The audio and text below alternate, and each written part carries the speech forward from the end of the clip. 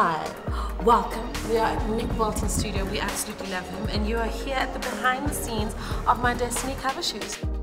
The secret to my success, I think, has been going with the flow. Honestly, just letting things happen the way they happened and trusting that I was going in the right direction, but also understanding that anything that I wanted to be a part of needed hard work, needed dedication, and most importantly, sincerity in what I was doing.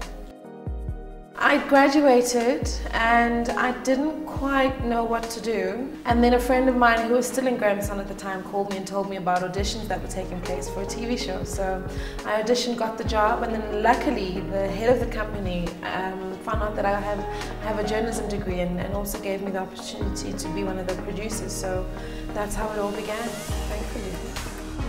What drives me to succeed is the fact that I don't want to be compared to anyone else.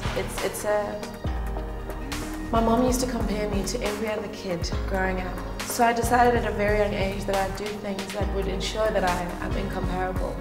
And that honestly drives me. I don't want to be the best, I want to be the only. The best lesson I've learned throughout my career is I can't predict the future, firstly, but I've also got to invest a hell of a lot of me into whatever I want to come to fruition. I think that's the biggest lesson that I've learned. The one thing that I'm most passionate about would be my family. Honestly, I love kids, I love being married, I love being away from all the hard work and the facade that is our industry.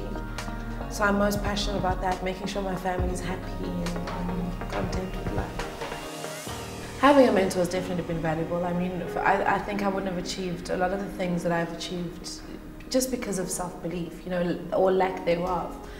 But having mentors not only, has tutored me into doing the right things, but also just given me the belief factor, because I think half of it is just believing that we can do it before we actually sit down to do those certain things.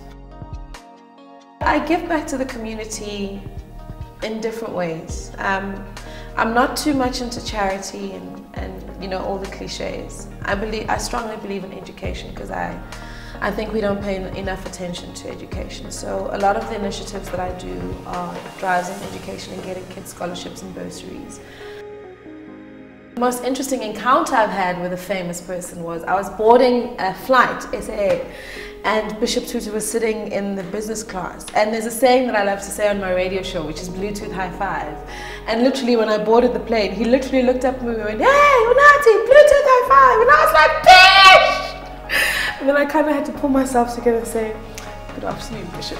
Bluetooth high five." So that was one of the coolest encounters I've ever had. My most wonderful indulgence is shoes. Oh, I love shoes. I love shoes. I'm so unapologetic about my love of shoes. There's no shoe that's too expensive, and there's no shoe that's too cheap for me to wear as well. I wear the cheapest shoes and the most expensive shoes and everything in between. I shall indulge in shoes for the rest of my life. Destiny Mag. A beautiful read for a woman like me. Something insightful, something educational, but entertaining as well.